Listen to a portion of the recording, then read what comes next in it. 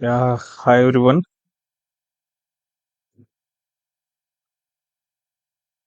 SSCMTS ಇನ್ ಕನ್ನಡ ಅಂತಂದ್ ಹೇಳಿ Telegram channel ಐತೆ, ಅದಕ್ಕೆ ಎಲ್ಲರೂ ಸಬ್ಸ್ಕ್ರೈಬ್ ಆಗ್ರಿ. ಸೊ ಅದ್ರಲ್ಲಿ ನಿಮ್ಗೆ ಎಲ್ಲಾ ವಿಡಿಯೋಸ್ಗಳು ಸಿಗ್ತಾವ. So GK, English, reasoning, maths ವಿಡಿಯೋಸ್ಗಳು. ಸೊ ನೀವು ಆರಾಮಾಗಿ ಪ್ರಿಪರೇಷನ್ ಅನ್ನ ಮಾಡ್ಬೋದು. ಆಲ್ ವಿಡಿಯೋಸ್ಗಳು ಕನ್ನಡದಲ್ಲಿದ್ದಾವ. ಸೊ ಆಮೇಲೆ ನೋಡ್ರಿ, MK ಗವರ್ಮೆಂಟ್ ಜಾಬ್ಸ್ ಅಂತಂದ್ ಹೇಳಿ ಒಂದು ಯೂಟ್ಯೂಬ್ ಚಾನಲ್ ಐತೆ, ಅದ್ರಲ್ಲಿ ನಿಮ್ಗೆ ಎಲ್ಲಾ ವಿಡಿಯೋಸ್ಗಳು ಸಿಗ್ತಾವ ಎಕ್ಸಾಮ್ ರಿಲೇಟೆಡ್. ಸೊ ಎಲ್ಲ ಯಾವ್ದು ನೋಟಿಫಿಕೇಶನ್ ಬರ್ತಾ ಇದೆ, ಎಕ್ಸಾಮ್ಸ್ಗಳು ಯಾವಾಗಿದಾವ, ಪ್ಯಾಟರ್ನ್ ಹೆಂಗೈತೆ, ಎಲ್ಲ ಡೀಟೇಲ್ಸ್ ಕೂಡ ಅದ್ರಲ್ಲಿ ಸಿಗುತ್ತೆ. ಎಲ್ಲರೂ ಸಬ್ಸ್ಕ್ರೈಬ್ ಆಗ್ರಿ. ಎಸ್, ಕ್ವಶನ್ ಪೇಪರ್ನ ನಾವು ಡಿಸ್ಕಷನ್ ಮಾಡೋಣ ವಿತ್ ಎಲಿಮಿನೇಷನ್ ಮೆಥಡ್. ಪ್ರತಿಯೊಬ್ರು ಏನ್ ಮಾಡ್ಬೇಕಂದ್ರೆ ಆನ್ಸರ್ಸ್ ಗಳನ್ನ ಹಾಕ್ಬೇಕು. ಸೊ ಎಲ್ರು ನನ್ ಜೊತೆ ಟ್ರೈ ಮಾಡ್ರಿ, ಆ ಎಲಿಮಿನೇಷನ್ ಮೆಥಡ್ ಮಾಡಕ್ ಟ್ರೈ ಮಾಡ್ರಿ. ಯಾಕಂತಂದ್ ಹೇಳಿದ್ರ ಮಾರ್ಕ್ಸ್ ನಮಗ್ ಜಾಸ್ತಿ ಬರಬೇಕು. ಸೊ ಟೋಟಲ್ ಏನಂತಂದ್ ಹೇಳಿದ್ರೆ ಮಾರ್ಕ್ಸ್ ನಮಗ್ ಜಾಸ್ತಿ ಬರಬೇಕು. ಆ ರೀಸನ್ ಇಂದ ಎಲ್ರು ಪ್ರತಿಯೊಬ್ರು ಟ್ರೈ ಮಾಡ್ರಿ. ಆಲ್ರೆಡಿ ಏನಂತಂದ್ ಹೇಳಿದ್ರೆ 7 ರಿಂದ 8 ಕ್ವಶನ್ ಪೇಪರ್ಸ್ ಗಳನ್ನ ನಾನು ಮಾಡಿ ಹಾಕಿದ್ದೀನಿ, ಅದ್ರಲ್ಲಿ ಎಲ್ಲ ಹೇಳ್ಕೊಟ್ಟಿದ್ದೀನಿ. ಇವಾಗ ನೀವೇನ್ ಮಾಡ್ಬೇಕಂತಂದ್ ಹೇಳಿದ್ರೆ ರೀಸನ್ ಹೇಳ್ಬೇಕು, ಯಾವ ರೀಸನ್ ಇಂದ ಆ ಅಂದ್ರೆ ಆ ಆಪ್ಷನ್ ಅನ್ನ ತೆಗೆದು ಹಾಕತ್ತೀರಿ ಅಂತಂದ್ ಹೇಳಿ. ಸೊ ಡೈರೆಕ್ಟ್ ಆಗಿ ಕ್ವಶನ್ಸ್ ಗಳನ್ನ ಡಿಸ್ಕಷನ್ ಮಾಡಿ ನೋಡ್ರಿ. ಇಲ್ಲಿ ಏನಪ್ಪಾ ಅಂತಂದ್ರೆ ಕ್ವಶನ್ ನಂಬರ್ 1, ಈ ಕೆಳಗಿನ ಯಾವ ಸ್ಥಳದಲ್ಲಿ ಮಾನ್ಸೂನ್ ನಲ್ಲಿ ಅತಿ ಕಡಿಮೆ ಪ್ರಮಾಣದಲ್ಲಿ ಮಳೆ ಬೀಳುತ್ತೆ ಅಂತಂದ್ ಹೇಳಿದಾರೆ. ಸೊ ಅತಿ ಕಡಿಮೆ ಮಳೆ ಬೀಳುತ್ತೆ. ಇವಾಗ ನೋಡ್ರಿ, ನಾನೊಂದು ಬೆಸ್ಟ್ ಎಕ್ಸಾಂಪಲ್ ಏನಂದ್ರೆ ಅಂತಂದ್ ಹೇಳಿದ್ರೆ, ಅತಿ ಕಡಿಮೆ ಅಂತಂದ್ ಹೇಳಿದ್ರೆ ಈ ಮೇಘಾಲಯ ಅಂತಂದ್ ಐತಲ್ಲ, ಇದನ್ನ ನಾನು ತೆಗೆದು ಹಾಕ್ಬಿಡ್ತೀನಿ.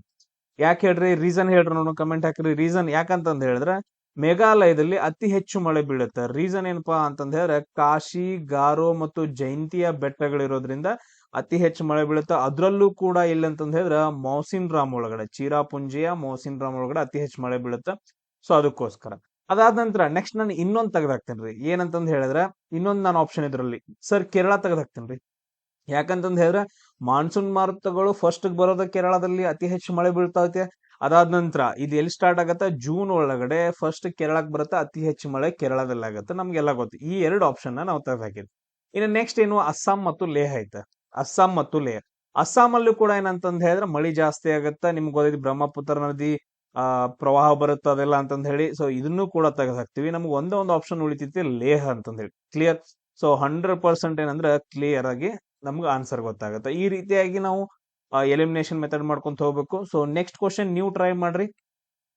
ಕ್ವಶನ್ ನಂಬರ್ 2 ನೋಡ್ರಿ, ಈ ಕೆಳಗಿನ ಯಾವ ನೃತ್ಯಕ್ಕೂ ಮೊದಲು ಸೇವಾ ಕಳಿ ಎಂಬ ಅಭ್ಯಾಸಾವಧಿಯ ರೂಢಿಯಲ್ಲಿ ಮತ್ತು ಅದನ್ನ ದೇವಾಲಯದ ಆವರಣದಲ್ಲಿ ನಡೆಸಲಾಗ್ತಿತ್ತು ಅಂತಂದ ಹೇಳಿ. ಸೊ ಅದಕ್ಕೇನಂತಂದ ಹೇಳಿದ್ರೆ ಅಭ್ಯಾಸಾವಧಿ ರೂಢಿ ಮಾಡ್ತಾ ಇದ್ರು. ಅದನ್ನ ಅಭ್ಯಾಸಾವಧಿ ರೂಢಿ ಮಾಡ್ಬೇಕಂತಂದ ಹೇಳಿದ್ರೆ ತಾಲೀಮ್ ನಡೆಸ್ತಾರ ಅಂತಂದ್ ಹೇಳ್ತೀವಲ್ಲ, ಅದನ್ನೆಲ್ಲ ಅದನ್ನ ದೇವಾಲಯದ ಆವರಣದಲ್ಲಿ ಮಾಡ್ತಾ ಇದ್ರು.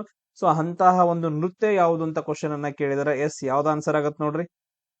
ಇಲ್ಲಿ ನೋಡ್ರಿ, ನಾವು ಒಂದ್ ಆಪ್ಷನ್ ಅನ್ನ ತೆಗೆದಾಕ್ಬೋದು. ಯಾವ್ದಂತಂದ್ ಹೇಳಿದ್ರೆ ಕಥಕ್ ಅನ್ನ ತೆಗೆದಾಕ್ಬೋದು. ಯಾಕಂತಂದ್ ಹೇಳಿದ್ರೆ ಇದನ್ನ ದೇವಾಲಯಗಳಲ್ಲಿ ಮಾಡಲ್ಲ. ಅದಾದ ನಂತರ ನೆಕ್ಸ್ಟ್ ಒಡಿಸಿ ಕೂಡ ಏನಂತಂದ್ ಹೇಳಿದ್ರೆ ಅಷ್ಟೊಂದು ದೇವಾಲಯದಲ್ಲಿ ಮಾಡಲ್ಲ. ದೇವಾಲಯದಲ್ಲಿ ಮಾಡೋದು ಯಾವ್ಯಾವ ಅಂತಂದ್ ಹೇಳಿದ್ರೆ ಎರಡು ಜಾಸ್ತಿ. ಒಂದು ಕಥಕ್ಕಳಿ, ಇನ್ನೊಂದು ಏನಂತಂದ್ ಹೇಳಿದ್ರೆ ಭರತನಾಟ್ಯ. ಇವ್ ನೆನ್ಪಿಡ್ಬೋದು. ದೇವಾಲಯದಲ್ಲಿ ನಡೆಸುವಂತಹ ಎರಡು ನೃತ್ಯಗಳು, ಒಂದು ಕಥಕ್ಕಳಿ ಆಯ್ತು ಅಂತಂದ್ ಹೇಳಿದ್ರೆ ಇನ್ನೊಂದು ಭರತನಾಟ್ಯ. ಇವು ಕಂಪಲ್ಸರಿ ನಡೆಸ್ತಾರ. ಹಂಗಾದ್ರೆ ಇಲ್ಲಿ ನಮ್ಗೆ ಏನೈತಿ ಸರ್, ನಮಗ ಏನಂತಂದ್ ಹೇಳಿದ್ರ ಭರತನಾಟ್ಯ ಆಪ್ಷನ್ ದಾಗಿಲ್ರಿ. ಸೊ ಅದಕ್ಕೋಸ್ಕರ ಏನಂತಂದ್ ಹೇಳಿದ್ರೆ ಕಥಕ್ಕಳಿ ಅಂತಂದ್ ಹೇಳ್ತೀವಿ. ನಮ್ದು ಆನ್ಸರ್ ಏನಾಗತ್ತಂತಂದ್ ಹೇಳಿದ್ರೆ ಇಲ್ಲಿ ಕಥಕ್ಕಳಿ ಆನ್ಸರ್ ಆಗತ್ತ, ಆಪ್ಷನ್ 2. ಈಗ ನನಗ ಆನ್ಸರ್ ಮಾಡ್ರಿ, ಕಥಕ್ ಯಾವ ರಾಜ್ಯಕ್ಕೆ ಸಂಬಂಧಪಟ್ಟೈತೆ? ಕಥಕ್ಕಳಿ ಯಾವ ರಾಜ್ಯಕ್ಕೆ ಸಂಬಂಧಪಟ್ಟೈತೆ? ಕಥಕ್ಕಳಿ ಅಂತಂದ್ ಹೇಳಿದ ತಕ್ಷಣ ಈಗ ನಾವು ಕೇರಳ ಅಂತಂದ್ ಹೇಳಿದ್ವಿ.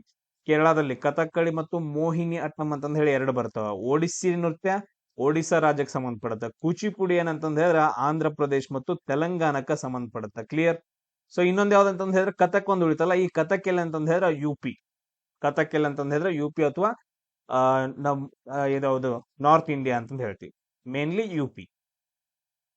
ಅದಾದ ನಂತರ ನೆಕ್ಸ್ಟ್ ಕ್ವಶನ್ ನೋಡ್ರಿ, ಇದನ್ನ ನೀವ್ ಹೇಳ್ಬೇಕು. 2023ರ IPL ಪಂದ್ಯಾವಳಿಯ ಅಂತಿಮ ಪಂದ್ಯವು ಈ ಕೆಳಗಿನ ಯಾವ ನಗರದಲ್ಲಿ ನಡೀತು ಅಂತಂದ್ ಹೇಳಿ ಕ್ವಶನ್ ಕೇಳಿದಾರೆ. ಸೊ ಹೆಂಗ್ ಬೇಕಾದಂಗ್ ಕ್ವಶನ್ ನ ಕೇಳ್ಬೋದು. 2023 ಫೈನಲ್ ಪಂದ್ಯ ಎಲ್ಲಿ ನಡೀತಿತ್ತು? ಸೊ ಅವಾಗ ಏನಂತಂದ್ ಹೇಳಿದ್ರೆ ಒಂದು ಯಾವ್ದೋ ದೊಡ್ಡ ಕ್ರೀಡಾಂಗಣ ಇದು ಮಾಡಿ ಉದ್ಘಾಟನೆ ಎಲ್ಲ ಮಾಡಿದ್ರು ರೀಸೆಂಟ್ ಆಗಿ. ನಡೆಸಿದ್ರೆ ಫೈನಲ್ ಜಾಸ್ತಿ ಜನ ಬರ್ತಾರಲ್ಲ. ಸೊ ಇದ್ರಲ್ಲಿ ನೋಡ್ರಿ, ಮುಂಬೈ, ಅದಾದ ನಂತರ ಕೋಲ್ಕತ್ತಾ, ಆಮೇಲೆ ಚೆನ್ನೈ, ಅಹಮದಾಬಾದ್, ಈ ಎಲ್ಲದ್ರಲ್ಲಿ ದೊಡ್ಡ ಗ್ರೌಂಡ್ ಯಾವ್ದು ಸರ್? ಅಹಮದಾಬಾದ್ ರೀ. ಯಾವ್ದಂತಂದ್ ಹೇಳಿದ್ರೆ ಅಹಮದಾಬಾದ್ ಏನಂತಂದ್ ಹೇಳಿದ್ರೆ ದೊಡ್ಡ ಗ್ರೌಂಡ್ ಅಂತಂದ್ ಹೇಳ್ತೀವಿ. ಡೈರೆಕ್ಟ್ ಆಗಿ ಆನ್ಸರ್. ಸೊ ನಮ್ದು ಕರೆಕ್ಟ್ ಆಗಿರೋದು. ಅದಾದ ನಂತರ ನೆಕ್ಸ್ಟ್ ಕೆಲವೊಂದು ಪಾಯಿಂಟ್ ಗಳು ಬರ್ತಾವ. ಕೋಲ್ಕತ್ತಾ ಅಂತ ಬಂತು ಅಂತಂದ್ ಹೇಳಿದ್ರೆ ಹುಗ್ಲಿ ನದಿ ದಡಿ ಮೇಲೆ ಬರುತ್ತದು. ಕೋಲ್ಕತ್ತಾ ಬಂದರು ಹುಗ್ಲಿ ನದಿ ದಡದ ಮೇಲೆ ಬರುತ್ತೆ. ಚೆನ್ನೈ ಬಂದರು ಅಂತಂದ್ ಹೇಳಿದ್ರೆ ಇದನ್ನ ನಾವು ಓಲ್ಡೆಸ್ಟ್ ಅಂತಂದ್ ಹೇಳ್ತೀವಿ. ಓಲ್ಡೆಸ್ಟ್ ಬಂದರು ಯಾವುದು ಅಂತ ಕೇಳಿದ್ರು ಅಂತಂದ್ ಹೇಳಿದ್ರೆ ಓಲ್ಡೆಸ್ಟ್ ಪೋರ್ಟ್ ಅದನ್ನ ನಾವು ಚೆನ್ನೈ ಅಂತಂದ್ ಹೇಳ್ತೀವಿ. ಸೊ ಈ 2 ಪಾಯಿಂಟ್ಸ್ ಗಳನ್ನ ನೀವು ಇದರಲ್ಲಿ ನೆನ್ಪಿಟ್ಕೋಬೇಕಾಗೈತಿ. ಅದಾದ ನಂತರ ಇವಾಗ ಹೇಳ್ರಿ 2025 IPL ಅನ್ನ ಯಾರ್ ಗೆದ್ರು, ಅದಾದ ನಂತರ ಫೈನಲ್ ಮ್ಯಾಚ್ ಎಲ್ಲಿತ್ತು. ಸೊ ಪ್ರತಿಯೊಬ್ರು ಏನಂತಂದ ಹೇಳಿದ್ರೆ ಆನ್ಸರ್ ಅನ್ನ ಹಾಕ್ಬೇಕು. ಎಲ್ರಿಗೂ ಗೊತ್ತೈತೆ ಯಾರಂತಂದ್ ಹೇಳಿ, ಅದಂತೂ ಕ್ವಶನ್ ಕೇಳಂಗಿಲ್ಲ. ಬಟ್ ಅದ್ರ IPL ಯಾರ್ ಗೆದ್ರು, ಅದಾದ ನಂತರ ಫೈನಲ್ ಎಲ್ಲಿ ನಡೀತು ಅಂತ ಹೇಳಿ. ಸೊ ನೆಕ್ಸ್ಟ್ ಕ್ವಶನ್ ನೋಡ್ರಿ, ದೇಶದ ವಾಯುವ್ಯ ಭಾಗ ಮತ್ತು ಪೂರ್ವ ಭಾಗದಲ್ಲಿನ ಮುಸಲ್ಮಾನರಿಗೆ ಸ್ವತಂತ್ರ ರಾಜ್ಯಗಳು ಬೇಕೆಂಬ ಬೇಡಿಕೆಯನ್ನ ಮುಂದೂಡುವ ಉದ್ದೇಶದಿಂದ ಅಖಿಲ ಭಾರತ ಮುಸ್ಲಿಂ ಲೀಗ್ ಯಾವ ವರ್ಷದಲ್ಲಿ ಗೊತ್ತುವಳಿಯನ್ನ ಹೊರಡಿಸ್ತು ಅಂತಂದ್ ಹೇಳಿ ಇದನ್ನ ಕ್ವಶನ್ ನ ಕೇಳಿದ್ರ. ಸೊ ಫಸ್ಟ್ ಏನಂತಂದ್ ಹೇಳಿದ್ರ ನೆನ್ಪಿಟ್ಕೊಳ್ರಿ, ಇಲ್ಲೇನಂತಂದ್ ಹೇಳಿದ್ರೆ ವಾಯುವ್ಯ ಭಾಗ ಮತ್ತು ಪೂರ್ವ ಭಾಗದ ಮುಸಲ್ಮಾನರಿಗೆ ಅಂತಂದ್ ಹೇಳಿ ಒಂದು ಕ್ವಶನ್ ಬಂದೈತೆ. ಇಲ್ಲೇನಂತಂದ್ ಹೇಳಿದ್ರ ಇವಾಗ ನಮ್ ಇಂಡಿಯಾವನ್ನ ನಾವು ನೋಡಿದ್ವಿ ಅಂತಂದ್ ಹೇಳಿದ್ರ ವಾಯುವ್ಯ ಭಾಗ ಯಾವ ಕಡೆ ಬರ್ತೈತ್ರಪ್ಪ. ಸೊ ವಾಯುವ್ಯ ಭಾಗ ಅಂತಂದ್ ಹೇಳಿದ್ರೆ ಇದು. ಸೊ ಇದನ್ನ ನಾವು ಪಾಕಿಸ್ತಾನ ಅಂತಂದ್ ಕರಿತೀವಿ. ಪೂರ್ವ ಭಾಗ ಅಂತಂದ್ ಹೇಳಿದ್ರೆ ನಾವು ಇವಾಗ ಅದನ್ನ ನಾವು ಬಾಂಗ್ಲಾ ಅಂತ ಕರಿತೀವಿ. ಸೊ ಇವಾಗ ಅದನ್ನ ಪೂರ್ವ ಭಾಗವನ್ನು ನಾವು ಬಾಂಗ್ಲಾ ಅಂತ ಕರಿತೀವಿ. ಇದು ಎರಡೂ ಕಡೆ ಏನಂತಂದ್ ಹೇಳಿದ್ರೆ ಮುಸ್ಲಿಮರು ಜಾಸ್ತಿ ಜನ ಜೀವನ ನಡೆಸ್ತಾ ಇದ್ರು. ಸೊ ಅದಕ್ಕೋಸ್ಕರ ಸಪರೇಟ್ ಆಗಿರೋ ನಮ್ಗ ದೇಶಗಳು ಬೇಕು ಅಂತಂದ್ ಹೇಳಿ ಒಂದು ಬೇಡಿಕೆ ನೀಡ್ತಾರೆ. ಸೊ ಇದೆಲ್ಲ ಆಗ್ಬೇಕಂತಂದ್ ಹೇಳಿದ್ರೆ ಮೊದ್ಲು ಏನ್ ಮಾಡ್ತಾರ ಅಂತಂದ್ ಹೇಳಿದ್ರೆ ಮುಸ್ಲಿಂ ಲೀಗ್ ಅನ್ನ ಸ್ಥಾಪನೆ ಮಾಡ್ತಾರ. ಯಾವ ವರ್ಷದಲ್ಲಿ ಮುಸ್ಲಿಂ ಲೀಗ್ ಅನ್ನ ಸ್ಥಾಪನೆ ಮಾಡ್ತಾರ? 1906ರಲ್ಲಿ ಮುಸ್ಲಿಂ ಲೀಗ್ ಅನ್ನ ಸ್ಥಾಪನೆ ಮಾಡ್ತಾರ. ಅದಾದ ನಂತರ ಸಂಘಟನೆಗಳು ನಡೀತಾ ಇರ್ತಾವ, ಚಳವಳಿಗಳು ನಡೀತಾ ಇರ್ತಾವ. ಅದಾದ ನಂತರ ಏನ್ ಮಾಡತ್ತಂತಂದ್ರೆ ಒಂದು ಗೊತ್ತುವಳಿ ಅಥವಾ ಒಂದು ನಿಯಮವನ್ನು ಹೊರಡಿಸುತ್ತ ಅಥವಾ ಒಂದು ರೂಲ್ಸ್ ಆಕ್ಟ್ ಅನ್ ಕೊಟ್ರಿ, ಬೆಟರ್ ಆಕ್ಟ್ ಅನ್ ಕೊಟ್ರಿ. ಸೊ ಏನ್ ಮಾಡತ್ತಂತಂದ್ರೆ ನಮ್ಗೆ ಈ ತರ ಒಂದು ಬೇಡಿಕೆ ಐತಿ ಅಂತಂದ್ ಹೇಳಿ. ಸೊ ನಮಗ ಸಪರೇಟ್ ಆಗಿರೋ ಮುಸ್ಲಿಂ ದೇಶಗಳು ಬೇಕು ಅಂತಂದ್ ಹೇಳಿ ಮುಸ್ಲಿಂ ಲೀಗು ಸೊ ಯಾವಾಗ ತನ್ನ ಬೇಡಿಕೆಯನ್ನ ಹೊರಡಿಸತ್ತ ಅಂತಂದ್ ಹೇಳಿದ್ರ ನೋಡ್ರಿ ತುಂಬಾ ಇಂಪಾರ್ಟೆಂಟ್ ಆಗತ್ತ. ಈಗ ಇಲ್ಲೂ ನಾವು ಎಲಿಮಿನೇಟ್ ಮಾಡ್ಬೋದು. ಆಕ್ಚುಲಿ ಇಲ್ಲೇ ನೋಡ್ರಿ 1942 ಆಗಂಗಿಲ್ಲ. ಯಾಕಂತಂದ್ರೆ 1942 ತುಂಬಾ ಇಂಪಾರ್ಟೆಂಟ್ ಆಗಿರೋ ಒಂದೇ ಒಂದು ಕ್ವಶನ್ ಕೇಳ್ತಾರ, ಕ್ವಿಟ್ ಇಂಡಿಯಾ ಮೂವ್ಮೆಂಟ್ ಅಂತಂದ್ ಹೇಳಿ. ಕ್ವಿಟ್ ಇಂಡಿಯಾ ಮೂವ್ಮೆಂಟ್ ನಡೆಯುತ್ತ, ಭಾರತ ಬಿಟ್ಟು ತೊಲಗಿ ಅಂತಂದ್ ಹೇಳಿ. ಇದು ಬರಂಗಿಲ್ಲ. ಸೊ ನಮ್ದು ಆನ್ಸರ್ ಏನಂತಂದ್ ಹೇಳಿದ್ರೆ 1940 ಆಗತ್ತೆ. ನೆನ್ಪಿಟ್ಕೊಳ್ರಿ, 1940ರಲ್ಲಿ ಸಪರೇಟ್ ದೇಶಗಳು ಬೇಕೆಂಬ ಬೇಡಿಕೆ ಬಂದ್ಬಿಡುತ್ತೆ. ಆಪ್ಷನ್ 3. ಆಮೇಲೆ ನೆಕ್ಸ್ಟ್ ಕ್ವಶನ್ ನೋಡ್ರಿ, ಆದಾಯ ವೆಚ್ಚ ಅಂದ್ರೆ ಏನು ಅಂತಂದ್ ಹೇಳಿ ಕ್ವಶನ್ ಕೇಳಿದಾರ. ಆದಾಯ ವೆಚ್ಚ ಅಂದ್ರೆ ಏನು ಅಂತಂದ್ ಹೇಳಿ ಕ್ವಶನ್ ಅನ್ನ ಕೇಳಿದಾರ. ಸೊ ಇವಾಗ ನಾವು ಜನರಲ್ ಆಗಿ ಥಿಂಕ್ ಮಾಡೋಣ. ಆದಾಯದ ವೆಚ್ಚ ಅಂತಂದ್ ಹೇಳಿದ್ರೆ ನಿಮ್ದು ಡೈಲಿ ನಿಮ್ದು ಏನಂತ ಒಂದು ಫ್ಯಾಮಿಲಿ ಏನ ತಗೊಳ್ರಿ. ಸೊ ನೀವೊಬ್ರು ಪರ್ಸನ್ ಅದೇರಿ, ನಿಮ್ದು ಹೋಲ್ ಫ್ಯಾಮಿಲಿ ಒಳಗಡೆ ಏನ್ ಖರ್ಚಾಗತ್ತಲ್ಲ ಅದನ್ನೇಂತ ಕರಿತೀವಿ ಅಂದ್ರೆ ಆದಾಯದ ವೆಚ್ಚ ಅಂತ ಕರಿತೀವಿ ಸಿಂಪಲ್ ಆಗಿ. ಈಗ ನಾವು ಆಪ್ಷನ್ಸ್ ಗಳನ್ನ ನೋಡಿದ್ವಿ ಅಂತಂದ್ ಹೇಳಿದ್ರೆ ನಿಮ್ ಡೈಲಿ ಕಾರ್ಯಕ್ಕೆ. ಸೊ ಆಪ್ಷನ್ ನೋಡ್ರಿ, 4ನೇ ಆಪ್ಷನ್ ನೋಡ್ರಿ, ಓನ್ಲಿ ರಸ್ತೆಗಳ ನಿರ್ಮಾಣ ಮಾಡಿದ್ರೆ ಅದನ್ನ ಆದಾಯದ ವೆಚ್ಚ ಅಂತ ಕರಿತಾರೆ. ಓನ್ಲಿ ರಸ್ತೆಗಳ ನಿರ್ಮಾಣ ಅಂತ ಕೊಡಿದ್ರೆ ಬರಂಗಿಲ್ಲ. ಜನರಲ್ ಆಗಿ ಈ ಆಪ್ಷನ್ ಅನ್ನ ನಾವು ತೆಗೆದು ಹಾಕ್ತಿವಿ. ಅದಾದ ನಂತರ 2ನೇ ಆಪ್ಷನ್ ನೋಡ್ರಿ, ಸಾಲ ಮರುಪಾವತಿಗಾಗಿ ಅಂತಂದಿರ್ತೀವಿ. ಓನ್ಲಿ ಸಾಲ ರಿಟರ್ನ್ ಕೊಡ್ತು ಅಂತಂದ್ ಹೇಳಿದ್ರೆ ಅದನ್ನ ನಾವು ಆದಾಯದ ವೆಚ್ಚ ಅಂತ ಕರಿತೀವಿ. ಊಟ ಗೀಟ ಏನ್ ಮಾಡಂಗಿಲ್ಲ, ನಿಮ್ದು ಡೈಲಿ ಏನ್ ಖರ್ಚಿರಂಗಿಲ್ಲ ಇಲ್ಲಲ್ಲ. ಸೊ ಇದು ಕೂಡ ಬರಂಗಿಲ್ಲ. ಸ್ವತ್ತುಗಳು ಅಂತಂದ್ ಹೇಳಿದ್ರೆ ಅಸೆಟ್, ನೀವೇನಂತಂದ್ ಹೇಳಿದ್ರೆ ಆಸ್ತಿ ಕೊಂಡ್ಕೊಂತಿರಲ್ಲ. ಸೊ ಅದು ಕೂಡ ಬರಂಗಿಲ್ಲ. ಅದನ್ನಷ್ಟ ಕೊಂಡ್ಕೊಂಡ್ರೆ ಸೊ ಟೋಟಲ್ ಏನಂತಂದ ಹೇಳಿದ್ರೆ ಸರ್ಕಾರದ ಅಥವಾ ನಿಮ್ ಮನೆಯ ದಿನನಿತ್ಯದ ಕಾರ್ಯನಿರ್ವಹಣೆಗಾಗಿ ಖರ್ಚು ಮಾಡಿದ ಹಣವನ್ನ ನಾವು ಆದಾಯದ ವೆಚ್ಚ ಅಂತ ಕರಿತೀವಿ. ಇಲ್ಲಿ ಆಪ್ಷನ್ 3 ಏನಂದ್ರ ನಮಗ ಕರೆಕ್ಟ್ ಆಗಿರೋ ಆಪ್ಷನ್ ಆಗತ್ತ. ಸೊ ನೆಕ್ಸ್ಟ್ ಕ್ವಶನ್ ಅನ್ನ ನೋಡ್ರಿ, ಸೊ ಈ ಕೆಳಗಿನವುಗಳಲ್ಲಿ ಯಾವುದು ಮೂಲಭೂತ ಕರ್ತವ್ಯಗಳ ಅಡಿಯಲ್ಲಿ ಬರುವುದಿಲ್ಲ ಅಂತ ಕೇಳಿದಾರ. ಅಂದ್ರ ಫಂಡಮೆಂಟಲ್ ಡ್ಯೂಟೀಸ್ ಅಲ್ಲ ಅಂತಂದ್ ಹೇಳಿ. ಫಸ್ಟ್ ಕ್ವಶನ್ ಏನಂತಂದ್ ಹೇಳಿದ್ರೆ ನನ್ನ ಕಡೆಯಿಂದ ಫಂಡಮೆಂಟಲ್ ಡ್ಯೂಟೀಸು ಎಷ್ಟನೇ ಆರ್ಟಿಕಲ್ ಅಲ್ಲಿ ಬರ್ತವೆ. ಎಷ್ಟನೇ ಆರ್ಟಿಕಲ್ ಅಂತಂದ್ ಹೇಳಿದ್ರೆ ಆರ್ಟಿಕಲ್ 51ರಲ್ಲಿ ಬರ್ತವೆ. ಇನ್ನು ಯಾರು ಸಬ್ಸ್ಕ್ರೈಬ್ ಮಾಡಿಲ್ಲ ಸೊ ದಯವಿಟ್ಟು ಸಬ್ಸ್ಕ್ರೈಬ್ ಮಾಡ್ರಿ. ಆಮೇಲೆ ನೆಕ್ಸ್ಟ್ ಬೇರೆಯವ್ರ ಬಗ್ಗೆ ಎಲ್ಲ ಥಿಂಕ್ ಮಾಡಕ್ ಹೋಗ್ಬೇಡ್ರಿ. ನಾ ಏನ ಕ್ವಶನ್ ಕೇಳಿ ನಿಮ್ಗೆ ಏನ ಗೊತ್ತಿದ್ರು ಕೂಡ ನೀವು ಆನ್ಸರ್ಸ್ ಗಳನ್ನ ಕಮೆಂಟ್ ಅಲ್ಲಿ ಹಾಕ್ಬೇಕು. ಯಾಕಂತಂದ್ ಹೇಳಿದ್ರೆ ಪ್ರಾಕ್ಟೀಸ್ ನೀವು ಮಾಡ್ಬೇಕು, ಉಳಿದವ್ರು ಯಾರು ಮಾಡಂಗಿಲ್ಲ ಇಲ್ಲಿ. ಎಸ್, ಆರ್ಟಿಕಲ್ 51A ಒಳಗಡೆ ಏನಂತಂದ್ ಹೇಳಿದ್ರೆ ಮೂಲಭೂತ ಕರ್ತವ್ಯಗಳು ಬರ್ತಾವ. ಟೋಟಲ್ ಆಗಿ ಎಷ್ಟಿದಾವ? 11 ಇದಾವ. ಸೊ ಇದನ್ನ ಯಾವಾಗ ಜಾರಿಗೆ ತಗೊಂಡ್ ಬರ್ತಾರಂದ್ರ 1976ರಲ್ಲಿ 42ನೇ ತಿದ್ದುಪಡಿ ಮುಖಾಂತರ. ಆ ಟೈಮಲ್ಲಿ 42ನೇ ತಿದ್ದುಪಡಿನ ಇದು ಇಲ್ಲಿ ಬ್ಯಾಡ್ ಬಿಡ್ರಿ, ಕನ್ಫ್ಯೂಷನ್ ಮಾಡೋಗುದ್ ನಾನು. ನೀವು ಆನ್ಸರ್ ಹಾಕರಿ. ಯಾವ ತಿದ್ದುಪಡಿ ಮುಖಾಂತರ ಏನ್ ಮಾಡ್ತಾರ ಅಂತಂದ್ ಹೇಳಿದ್ರೆ ಇದನ್ನ ಜಾರಿಗೆ ತಗೊಂಡ್ ಬರ್ತಾರ. ಆಮೇಲೆ ಯಾವ ಸಮಿತಿಯ ಶಿಫಾರಸಿನ ಮೇರೆಗೆ ಅಂತ ಕೇಳಿದ್ರೆ ಸ್ವರ್ಣ ಸಿಂಗ್ ಸಮಿತಿ ಅಂತಂದ್ ಹೇಳ್ತೀವಿ. ಸ್ವರ್ಣ ಸಿಂಗ್ ಕಮಿಟಿ ಮೇರೆಗೆ ಏನಂತಂದ್ ಹೇಳಿದ್ರೆ ಮೂಲಭೂತ ಕರ್ತವ್ಯಗಳನ್ನ ಜಾರಿಗೆ ತಗೊಂಡ್ ಬರ್ತಾರ. ಇವಾಗ ಹೇಳಿದಾರ ಮೂಲಭೂತ ಕರ್ತವ್ಯಗಳ ಅಡಿಯಲ್ಲಿ ಯಾವ್ದು ಬರಂಗಿಲ್ಲ ಅಂತಂದ್ ಹೇಳಿ. ಯಾವ್ದು ಬರಂಗಿಲ್ಲ ಇಲ್ಲಿ ನೋಡ್ರಿ, ಸಾಮರಸ್ಯವನ್ನ ಪ್ರೋತ್ಸಾಹಿಸೋದು, ಅಂದ್ರೆ ಎಲ್ರನ್ನೂ ಏನಂತಂದ್ ಹೇಳಿದ್ರೆ ಸಪೋರ್ಟ್ ಮಾಡೋದು, ಆ ತರ ಒಂದು ಕರ್ತವ್ಯ. Okay, done. ನೋಡೋಣ. ಅದಾದ ನಂತರ ರಾಷ್ಟ್ರಗೀತೆಗೆ ಗೌರವ ಸಲ್ಲಿಸೋದು, ಅಂದ್ರೆ ನಿಂತ್ಕೊಳ್ತೀವಲ್ಲ, ಗೌರವ ಸಲ್ಲಿಸೋದು. ಓಕೆ. ವೈಜ್ಞಾನಿಕ, ಸೈಂಟಿಫಿಕ್, ಟೆಕ್ನಿಕಲ್ ಏನಂತಂದ್ ಹೇಳಿದ್ರೆ ಚಿಂತನೆಯನ್ನ, ಸೊ ಒಪಿನಿಯನ್ ಏನಪ್ಪಾ ಅಂತಂದ್ ಹೇಳಿದ್ರೆ ಬೆಳೆಸೋದು ಅಂತಂದ್ ಹಿಂಗ್ ಹೇಳ್ತೀವಿ. ಸೊ ಇದು ಓಕೆ. ಅದಾದಂದ್ರೆ ಟ್ಯಾಕ್ಸ್ ಕಟ್ಟೋದು ಅಂತಂದೈತೆ, ಎಲ್ಲಾದ್ರೂ ಕೇಳಿದಿರ ನಾರ್ಮಲ್ ಆಗಿ? ಫೋರ್ತ್ ಒನ್ ಟ್ಯಾಕ್ಸ್ ಕಟ್ಟೋದು ಅಂತಂದೈತೆ. ಟ್ಯಾಕ್ಸ್ ಕಟ್ತೀರ, ಅದೇ ಬರ್ತೈತೆ ಮೂಲಭೂತ ಕರ್ತವ್ಯ ನಂದು ಟ್ಯಾಕ್ಸ್ ಕಟ್ಟೋದು ಅಂತಂದ್ ಏನಾದ್ರು ಐತಾ? ಇಲ್ಲಲ್ಲ. ಸೊ ಟ್ಯಾಕ್ಸ್ ಕಟ್ಟೋದು ಬರಂಗಿಲ್ಲ. ಸೊ ಫಸ್ಟ್ಗೆ ಮೂಲಭೂತ ಕರ್ತವ್ಯಗಳು ಜಾರಿ ಆದಾಗ 10 ಇದ್ವು. ಅದಾದ ನಂತರ ನೆಕ್ಸ್ಟ್ ಏನಂತಂದ ಹೇಳಿದ್ರೆ 11 ಆಗಿದಾವ. ಯಾವ ವರ್ಷ 11 ಆಗ್ಯಾವ ಏನ್ ಅನ್ನೋದನ್ನ ಸ್ವಲ್ಪ ಹೇಳ್ರಿ, ಯಾಕಂದ್ರೆ ಕ್ವಶನ್ ಬರುತ್ತೆ 100%. ನೆಕ್ಸ್ಟ್ ಕ್ವಶನ್ ನೋಡ್ರಿ, 7ನೇ ಕ್ವಶನ್. ಸೊ ಈ ಕೆಳಗಿನವುಗಳಲ್ಲಿ ಯಾರು ಕಥಕ್ ಕೇಂದ್ರದ ನಿರ್ದೇಶಕರಾಗಿದ್ರು, ಆಮೇಲೆ ತಮ್ಮದೇ ಆದ ಕಲಾಶ್ರಮ ಅನ್ನೋ ಒಂದು ಹೆಸರಿನ ನೃತ್ಯ ಶಾಲೆಯನ್ನ ಏನ್ ಮಾಡಿದಾರ ಅಂತಂದ್ ಹೇಳಿದ್ರೆ ಜಾರಿಗೆ ಅಂದ್ರ ಸ್ಥಾಪನೆ ಮಾಡಿದಾರ. ಇಲ್ಲಿ ನೋಡ್ರಿ, ಇಲ್ಲಿ ಯಾರ್ಯಾರ ಅಂತಂದ್ ಹೇಳಿದ್ರೆ ಪಂಡಿತ್ ಬಿರ್ಜು ಮಹಾರಾಜ್ ಇದಾರ, ಪಂಡಿತ್ ಅಚ್ಚನ್ ಮಹಾರಾಜ್ ಇದಾರ, ಪಂಡಿತ್ ಶಂಭು ಮಹಾರಾಜ್ ಇದಾರ, ಆಮೇಲೆ ಪಂಡಿತ್ ಲಚ್ಚು ಮಹಾರಾಜ್ ಇದಾರ. ಸೊ ಇವರೆಲ್ಲ ಯಾರಪ್ಪ ಅಂತಂದ್ ಹೇಳಿದ್ರೆ ಕಥಕ್ ಡ್ಯಾನ್ಸರ್ಸ್ ಇವೆಲ್ಲ. ಇವ್ರದ್ದೆಲ್ಲಾನು ಕ್ವಶನ್ ಅನ್ನ ಕೇಳಿದಾರೆ. ಆಮೇಲೆ ಇನ್ನೊಬ್ಬಳು ಬರ್ತಾರ ರುಕ್ಮಿಣಿ ದೇವಿ ಅಂತಂದ್ ಹೇಳಿ. ರುಕ್ಮಿಣಿ ದೇವಿ ಅವರು ಇಂಪಾರ್ಟೆಂಟ್ ಕಥಕ್ಗೆ. ರುಕ್ಮಿಣಿ ದೇವಿ. ಇಷ್ಟು ಜನ: ಬಿರ್ಜು ಮಹಾರಾಜ್, ಅಚ್ಚನ್ ಮಹಾರಾಜ್, ಶಂಭು ಮಹಾರಾಜ್ ಮತ್ತು ಲಚ್ಚು ಮಹಾರಾಜ್ ಅವರೆಲ್ಲ ಬ್ರದರ್ಸ್. ಸೊ ಇವ್ರೇನಂತಂದ್ ಹೇಳಿದ್ರೆ ಕಥಕ್ಗೆ ತುಂಬಾ ಫೇಮಸ್ ಆಗಿರೋ ಡ್ಯಾನ್ಸರ್ಸ್ ಗಳು. ಸೊ ಇದ್ರಲ್ಲಿ ತುಂಬಾ ಫೇಮಸ್ ಯಾರು ಅಂತಂದ್ ಹೇಳಿದ್ರೆ ಒಬ್ರೇ ಒಬ್ರು. ಅವ್ರು ಯಾರಂತಂದ್ ಹೇಳಿದ್ರೆ ಸಿಂಪಲ್ ಆಗಿ ನೆನ್ಪಿಟ್ಕೋಬೇಕು. ಏನೇ ಕ್ವಶನ್ ಬಂದ್ರು ಕೂಡ ಒಂದು ರುಕ್ಮಿಣಿ ದೇವಿ ಮೇಲೆ ಬರುತ್ತೆ, ಇಲ್ಲಾಂದ್ರೆ ಬಿರ್ಜು ಮಹಾರಾಜನ ಮೇಲೆ ಬರುತ್ತೆ. ಸೊ ಇಲ್ಲಿ ಆನ್ಸರ್ ಏನ್ ಬರುತ್ತೆ ಅಂತಂದ್ ಹೇಳಿದ್ರೆ ಪಂಡಿತ್ ಬಿರ್ಜು ಮಹಾರಾಜರು. ಇವ್ರೇನಂತಂದ್ ಹೇಳಿದ್ರೆ ಕಲಾಶ್ರಮ ಅನ್ನೋ ಒಂದ್ ಏನಂತಂದ್ ಹೇಳಿದ್ರ ನೃತ್ಯ ಶಾಲೆಯನ್ನ ಓಪನ್ ಮಾಡ್ತಾರ. ಆಮೇಲೆ ಕಥಕ್ಗೆ ತುಂಬಾ ಫೇಮಸ್. ಆಮೇಲೆ ನಾನು ಆಗ್ಲೇ ಹೇಳೋದಲ್ಲ, ಕಥಕ್ ಅಂತಂದ್ ಬಂತು ಅಂತಂದ್ ಹೇಳಿದ್ರೆ UP, ಉತ್ತರ ಪ್ರದೇಶ್. ನೆನ್ಪಿಟ್ಕೊಂಡ್ಬಿಡ್ರಿ, ಕಥಕ್ ಅಂದ್ರೆ ಉತ್ತರ ಪ್ರದೇಶ್. ಆಮೇಲೆ ನೆಕ್ಸ್ಟ್ ಕ್ವಶನ್ ನೋಡ್ರಿ, ಸಿಂಪಲ್ ಆಗಿರೋ. ಇಲ್ಲಿ ಮಹಾರಾಜ ಮಹಾರಾಜ ಮಹಾರಾಜ ಹಿಂಗ್ ಬಂದು ಅಂತಂದ್ ಹೇಳಿದ್ರೆ ಕಥಕ್ ಸಂಬಂಧಪಟ್ಟಾರ ಅಂತಂದ್ ಹೇಳಿ. ನೆಕ್ಸ್ಟ್ ಕ್ವಶನ್ ನೋಡ್ರಿ, ಒಂದು ಇಟ್ಟಿಗೆಯ ಮೇಲೆ ಇಲ್ಲಿ ನೋಡ್ರಿ, ಒಂದು ಇಟ್ಟಿಗೆಯ ಮೇಲೆ ಒಂದು ವೇಳೆ ಎಷ್ಟು 7 ನ್ಯೂಟನ್ ಬಲವನ್ನ ಏನಪ್ಪಾ ಅಂತಂದ್ ಹೇಳಿದ್ರೆ ಅಪ್ಲೈ ಮಾಡ್ತಾರೆ. ಅಂದ್ರೆ ನಾವು ಫೋರ್ಸ್ ಅಂತಂದ್ ಹೇಳ್ತೀವಿ ಇದನ್ನ. ಸೊ 7 ನ್ಯೂಟನ್ ಅಂತಂದ್ ಹೇಳಿ. ಫೋರ್ಸ್ SI ಯೂನಿಟ್ ಏನಾಗತ್ತ, ನ್ಯೂಟನ್ ಅಂತಂದ್ ಹೇಳ್ತೀವಿ. ಕ್ಲಿಯರ್? ಅದಾದ ನಂತರ ಫೋರ್ಸ್ ಅಂತ ಬಂತು ಅಂತಂದ್ ಹೇಳಿದ್ರೆ F=ma ಅಂತಂದ್ ಹೇಳ್ತೀವಿ.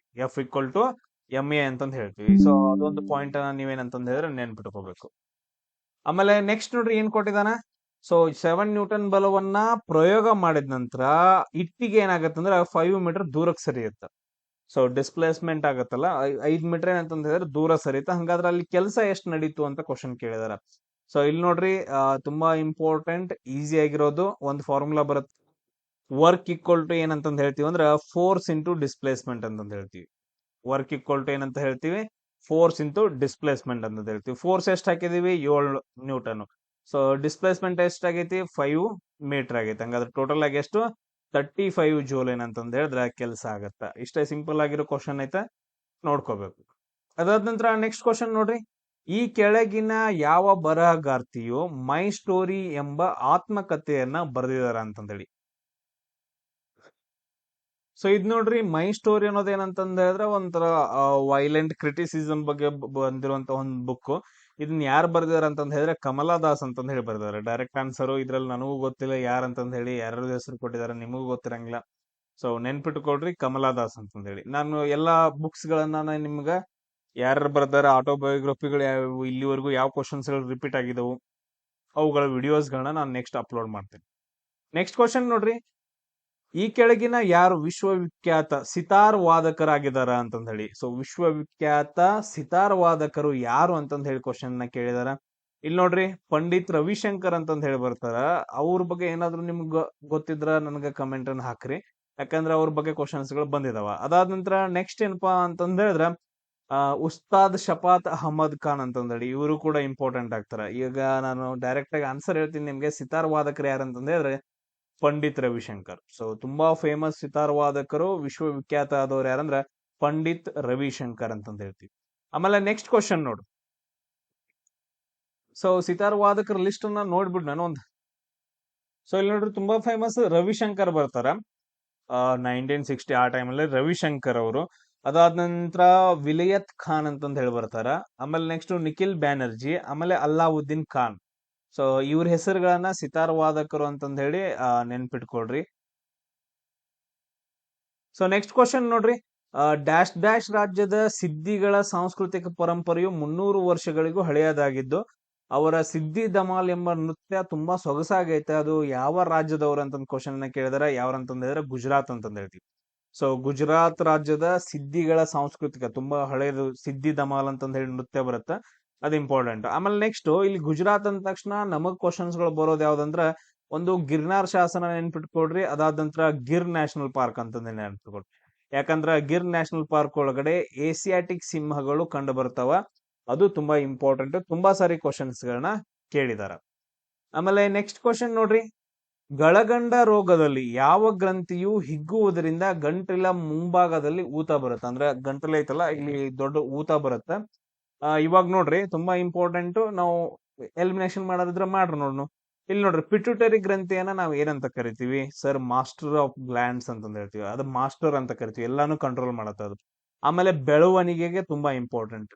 ನೀವು ತುಂಬಾ ಹೈಟ್ ಆಗಿ ಬೆಳವಣಿಗೆ ಹೊಂದ್ರಿ, ತುಂಬಾ ಕುಳ್ಳಕ್ ಬೆಳವಣಿಗೆ ಆದ್ರಿ ಅಂತಂದ್ ಹೇಳಿದ್ರೆ ಎಲ್ಲಾ depend upon pituitary. Next adrenaline, sudden emergency hormone ಅಂತ ಕರಿತೀವಿ ಇದನ್ನ.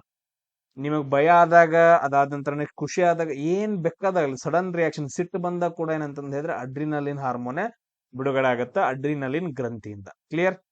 ನೆಕ್ಸ್ಟ್ ಪೀನಿಯಲ್ ಗ್ರಂಥಿ ಅಂತಂದ್ ಹೇಳ್ತೀವಿ, ಅದು ಮೆದುಳಲ್ಲಿ ಬರುತ್ತ. ಸೊ ಇವೆಲ್ಲ ಏನಂತಂದ್ ಹೇಳಿದ್ರೆ ಬರಂಗಿಲ್ಲ. ಈಗ ಥೈರಾಯ್ಡ್ ಅಂತಂದ್ ಹೇಳಿ ಬರ್ತೈತಿ, ನಿಮಗೆ ಈಸಿಯಾಗಿ ನಿಮ್ಗೆ ಗೊತ್ತಿರ್ತೈತಿ.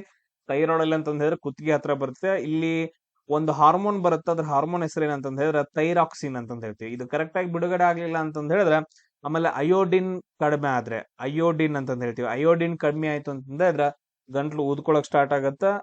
ಸೊ ಅದು ನಿಮ್ಗೆ ಏನಂತಂದ್ ಹೇಳಿದ್ರೆ, ಸೊ ನೆಕ್ಸ್ಟ್ ಕ್ವಶನ್ ನೋಡ್ರಿ, ಭಾರತದ ಈ ಕೆಳಗಿನ ಯಾವ ರಾಜ್ಯದಲ್ಲಿ ಬೇಸಿಗೆ ಕಾಲದಲ್ಲೂ ಲೂ ಗಾಳಿಯು ಬೀಸುವುದಿಲ್ಲ ಅಂತಂದೈತೆ.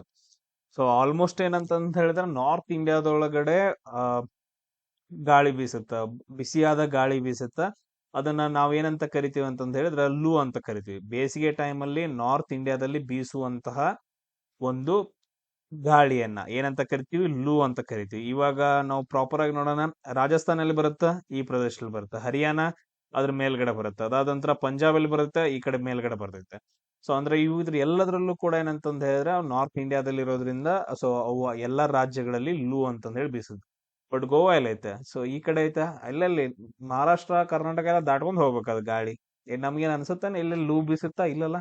ಸೊ ಇಲ್ಲಿ ಆಪ್ಷನ್ 3 ಏನಂತಂದ್ ಹೇಳಿದ್ರೆ ಕರೆಕ್ಟ್ ಆಗುತ್ತೆ, ಎಲ್ಲಿ ಬೀಸಂಗಿಲ್ಲ ಅಂತ ಕೇಳಿದಾರೆ. ಅದಾದಂದ್ರೆ ನಿಮ್ಗೊಂದು ಕ್ವಶನ್ ಏನಂತಂದ್ ಹೇಳಿದ್ರೆ ಚಿನೂಕ್ ಅಂತಂದ್ ಹೇಳಿ ಬರುತ್ತೆ, ಚಿನೂಕ್. ಸೊ ಚಿನೂಕ್ ಅನ್ನೋದೇನಂತಂದ್ ಹೇಳಿದ್ರೆ ಒಂದು ಗಾಳಿ ಹೆಸರು, ಇವನ್ ಹೆಲಿಕಾಪ್ಟರ್ ಹೆಸರು. ಸೊ ಚಿನೂಕ್ ಗಾಳಿ ಐತಲ್ಲ, ಅದು ಯಾವ ದೇಶದಲ್ಲಿ ಕಂಡು ಬರುತ್ತೆ ಅನ್ನೋದನ್ನ ನನಗೆ ಕಮೆಂಟ್ ಅನ್ನ ಹಾಕಿ. ನೆಕ್ಸ್ಟ್ ಕ್ವಶನ್, ಸೊ 1994ರಲ್ಲಿ ರೈ ಕೂಡರ್ ಅವರೊಂದಿಗೆ ಸೇರಿ ಸಂಯೋಜಿಸಿದ a meeting by the river ಎಂಬ ಹಾಡಿಗಾಗಿ ಈ ಕೆಳಗಿನ ಯಾವ ಭಾರತೀಯ ಸಂಗೀತಗಾರರಿಗೆ ಗ್ರಾಮಿ ಪ್ರಶಸ್ತಿ ಸಿಕ್ಕೈತೆ? ನಾನು ಕ್ಲಿಯರ್ ಆಗಿ ಹೇಳ್ತೀನಿ, ಗ್ರಾಮಿ ಪ್ರಶಸ್ತಿ ಇಂಡಿಯನ್ಸ್ ಯಾರ್ಯಾರು ಸಿಕ್ಕೈತೆ ಅದ್ರ ಲಿಸ್ಟ್ ಅನ್ನ ನಾನು ಕೊಡ್ತೀನಿ ಇವಾಗ, ಯಾಕಂದ್ರ ಅದ್ರ ಮೇಲೆ ಕ್ವಶನ್ಸ್ ಗಳು ನಮಗ್ ಬರ್ತಾವ. ಸೊ 14ನೇದ ಆನ್ಸರ್ ಏನಾಗತ್ತೆ ಅಂತಂದ್ ಹೇಳಿದ್ರೆ ವಿಶ್ವ ಮೋಹನ್ ಭಟ್ ಅಂತಂದ್ ಹೇಳಿ. ಸೊ ಆನ್ಸರ್ ಏನಾಗತ್ತಂದ್ರ ವಿಶ್ವ ಮೋಹನ್ ಭಟ್ ಅವ್ರಿಗೆ ಏನಂತಂದ್ ಹೇಳಿದ್ರೆ ಗ್ರಾಮಿ ಪ್ರಶಸ್ತಿ ರೈ ಕೂಡರ್ ಜೊತೆಗೆ ಸೇರ್ಬಿಟ್ಟು 1994 ಸಿಗತ್ತೆ. ಸೊ ಯಾರ್ದೊಂದು ಲಿಸ್ಟ್ ಅನ್ನ ನೋಡ್ಕೊಂಡ್ಬಿಡೋಣ.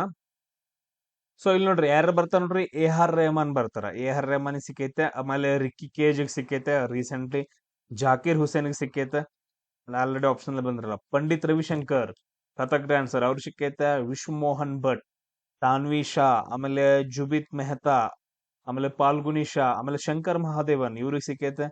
ಆಮೇಲೆ ನೆಕ್ಸ್ಟ್ ಯಾರು, TH ವಿನಯ್ ಕ್ರಮ್ ಅಂತಂದ್ ಹೇಳಿ, H ಶ್ರೀಧರ್, ಆಮೇಲೆ ಉಲ್ಜರ್ ಅಂತಂದ್ ಹೇಳಿ ಬರ್ತಾರ, ನೀಲಾ ವಸ್ವಾನಿ, PA ದೀಪಕ್, ರಾಕೇಶ್ ಚೌರಾಶಿಯಾ ಅಂತಂದ್ ಹೇಳ್ಬಿಟ್ಟು ಇಷ್ಟು ಜನ. ಇದ್ರಲ್ಲಿ ಫೇಮಸ್ ಯಾರು ಅಂದ್ರೆ AR ರೆಹಮಾನ್, ರಿಕ್ಕಿ ಕೇಜ್ ಬಗ್ಗೆ ಕ್ವಶನ್ ಬಂದೈತೆ ಇಲ್ಲಿವರೆಗೂ, ಜಾಕೀರ್ ಹುಸೇನ್ ಬಗ್ಗೆ, ಪಂಡಿತ್ ರವಿಶಂಕರ್. ಸೊ ಈ ಕ್ವಶನ್ಸ್ ಗಳು ಬಂದಿದಾವೆ. ಕ್ಲಿಯರ್? ಸೊ ಡೈರೆಕ್ಟ್ ಆಗಿ ಏನಪ್ಪಾ ಅಂತಂದ್ ಹೇಳಿದ್ರೆ ಇವ್ರಿಗೆ ಶಂಕರ್ ಮಹಾದೇವನ್ ಗ್ರಾಮಿ ಅವಾರ್ಡ್ ಸಿಕ್ಕಿದಾವ. ಅದಾದ ನಂತರ ಇಲ್ಲಿ ನಮ್ಗೆ ಏನ್ ಕ್ವಶನ್ ಕೇಳಿದಾರ, ಇಲ್ಲಿ ಏನ್ ಕೇಳಿದಾರ, ಸಂಯೋಜನೆ ಅಂದ್ರ ಕೂಡ್ಬಿಟ್ಟು ಜೊತೆಗೆ ಸೇರಿದು ಅಂತಂದ್ ಹೇಳಿ. ಸೊ ಅದನ್ನ ಬಿಡ್ರಿ. ಅದಾದ ನಂತರ ನೆಕ್ಸ್ಟ್ ಕ್ವಶನ್ ನೋಡ್ರಿ, ಈ ಕೆಳಗಿನವುಗಳಲ್ಲಿ ಯಾವುದು ಭಾರತದ ಅಟಾರ್ನಿ ಜನರಲ್ ಅವರ ಒಂದು ಕೃತ್ಯ ಅಂದ್ರೆ ಒಂದು ಕರ್ತವ್ಯವಾಗೈತಿ ಅಂತಂದ್ ಹೇಳಿ. ಈಗ ನನಗ್ ಆನ್ಸರ್ ಮಾಡ್ರಿ, ಅಟಾರ್ನಿ ಜನರಲ್ ಅಂತಂದ್ ಹೇಳಿ ಯಾವ ಆರ್ಟಿಕಲ್ ಹೇಳ್ತಾರ? ಅಂದ್ರೆ ಅಟಾರ್ನಿ ಜನರಲ್ ನ ಯಾರು ನೇಮಕ ಮಾಡ್ತಾರ? ರಾಷ್ಟ್ರಪತಿ ಅವ್ರ ನೇಮಕ ಮಾಡ್ತಾರ. ಆರ್ಟಿಕಲ್ 76 ಏನಂದ್ರ ಅದ್ರ ರಿಲೇಟೆಡ್ ಆಗಿರ್ತದೆ. ಸೊ ನಮ್ಮ ಭಾರತ ದೇಶಕ್ಕೆ ಅಟಾರ್ನಿ ಜನರಲ್ ಬೇಕು, ಅದ್ ನೇಮಕ ಮಾಡೋರು ಯಾರು ಅಂತಂದ್ ಹೇಳಿದ್ರ ರಾಷ್ಟ್ರಪತಿ ಅವರು ಅಂತಂದ್ ಹೇಳಿ. ಇವಾಗ ಭಾರತದ ಅಟಾರ್ನಿ ಜನರಲ್ ಕರೆಂಟ್ ಅಫೇರ್ಸ್ ಒಳಗಡೆ ಅಟಾರ್ನಿ ಜನರಲ್ ಯಾರಿದಾರೆ ಅಂತಂದ್ ಹೇಳಿ ಪ್ರತಿಯೊಬ್ರು ಕಮೆಂಟ್ ಅನ್ನ ಹಾಕಿ. ಸೊ ನಾನು ಕಂಟಿನ್ಯೂಸ್ ವಿಡಿಯೋಸ್ ಗಳನ್ನ ಅಪ್ಲೋಡ್ ಮಾಡ್ತೇನೆ. ಒಂದ್ ಸ್ವಲ್ಪ ಡಿಸ್ಕಷನ್ ಹೆಂಗಿರ್ಬೇಕಂತಂದ್ ಹೇಳಿದ್ರೆ ಕ್ರಿಯೇಟಿವ್ ಆಗಿರ್ಬೇಕು, ಅದಾದ ನಂತರ ಹೆಲ್ದಿ ಆಗಿರ್ಬೇಕು, ನೀವು ಕಮೆಂಟ್ಸ್ ಗಳನ್ನ ಹಾಕ್ಬೇಕು, ನಾನ್ ನೋಡ್ತಿರ್ಬೇಕು, ನನ್ ಖುಷಿ ಆಗ್ಬೇಕು, ವಿಡಿಯೋಸ್ ಗಳನ್ನ ಅಪ್ಲೋಡ್ ಮಾಡ್ತೀನಿ. ಇಲ್ಲ ಅಂತಂದ್ ಹೇಳಿದ್ರೆ ಮನಸ್ಸು ಬರಂಗಿಲ್ಲ.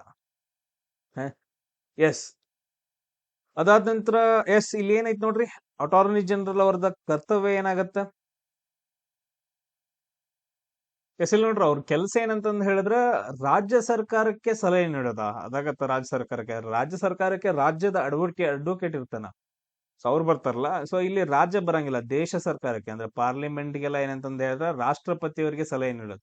ಈ ಆಪ್ಷನ್ ಅನ್ನ ತೆಗೆದು ಹಾಕ್ಬಹುದು. ಅದಾದ್ರಿಂದ ಅಂತಾರಾಷ್ಟ್ರೀಯ ಸಂಸ್ಥೆಗಳಲ್ಲಿ ಭಾರತವನ್ನ ಪ್ರತಿನಿಧಿಸೋದು ಇದು ಬರಂಗಿಲ್ಲ. ಪರ್ಟಿಕ್ಯುಲರ್ ಆಗಿ ಹೇಳ್ಬೇಕಿತ್ತು ಅವರು ಎಲ್ಲಿ ಅಂತಂದೇಳಿ, ಇದು ಬರಂಗಿಲ್ಲ. ಅದಾದ ನಂತರ ನೆಕ್ಸ್ಟ್ ನೋಡ್ರಿ, ಸರ್ವೋಚ್ಚ ನ್ಯಾಯಾಲಯದಲ್ಲಿ ಒಬ್ಬ ನ್ಯಾಯಮೂರ್ತಿಯಾಗಿ ಅವ್ರು ಆಲ್ರೆಡಿ ನ್ಯಾಯದ ಹೆಡ್, ಅವರು ನ್ಯಾಯಕ್ಕೆ ಹೆಡ್ ಇರ್ತಾರ ಅವರು, ಅಟಾರ್ನಿ ಜನರಲ್ ಅಂತವ್ರು ಸರ್ವೋಚ್ಚ ನ್ಯಾಯಾಲಯದಲ್ಲಿ ವರ್ಕೌಟ್ ಆಗಂಗಿಲ್ಲ ಅದು.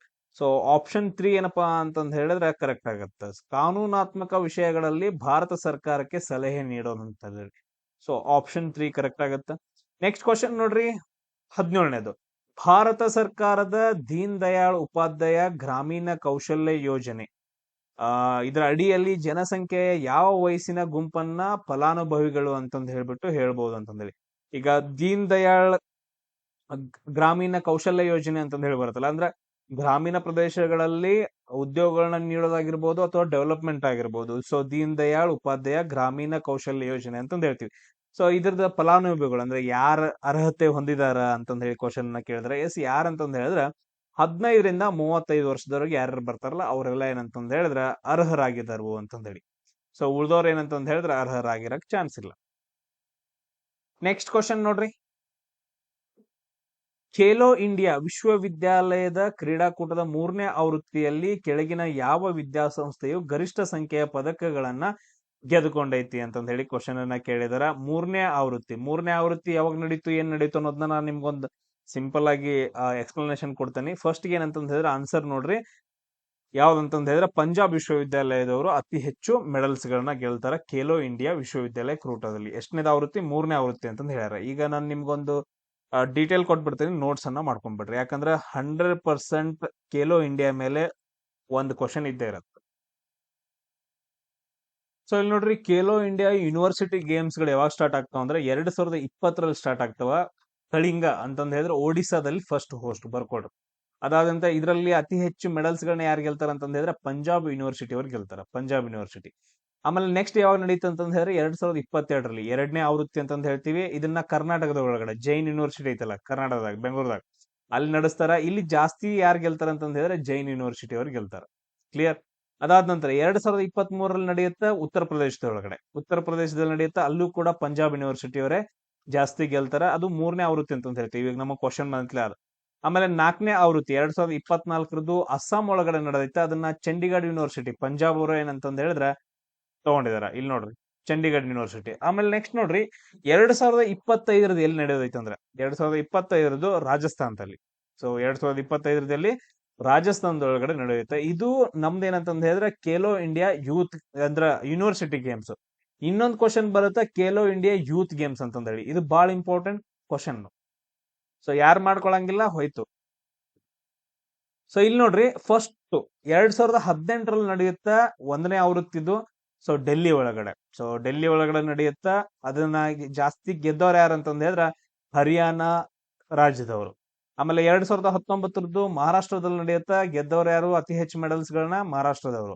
ಆಮೇಲೆ 2020ರದ್ದು ಮಹಾರಾಷ್ಟ್ರದಲ್ಲಿ. ಆಮೇಲೆ ಎಲ್ಲಾನು ಜನವರಿ ಒಳಗಡೆ ನಡೀತಾವ, ಜನವರಿ ತಿಂಗಳಲ್ಲಿ, ಪ್ರತಿ ವರ್ಷ ಜನವರಿ ತಿಂಗಳಲ್ಲಿ. ಆಮೇಲೆ 2020ರದ್ದು ಅಸ್ಸಾಂ ಒಳಗಡೆ ಮಹಾರಾಷ್ಟ್ರದವ್ರು ಅತಿ ಹೆಚ್ಚು ಮೆಡಲ್. 2021 ಹರಿಯಾಣದವ್ರು ಜಾಸ್ತಿ. 2023ರದ್ದು ಮಧ್ಯಪ್ರದೇಶದವರು ಮಹಾರಾಷ್ಟ್ರದವ್ರು ಜಾಸ್ತಿ ಗೆದ್ದಿದ್ದಾರೆ. 2024ರದ್ದು ತಮಿಳುನಾಡದಲ್ಲಿ ನಡೆದೈತೆ. 2024ರದ್ದು ಮಹಾರಾಷ್ಟ್ರದವ್ರು ಜಾಸ್ತಿ ಗೆದ್ದಿದ್ದಾರೆ.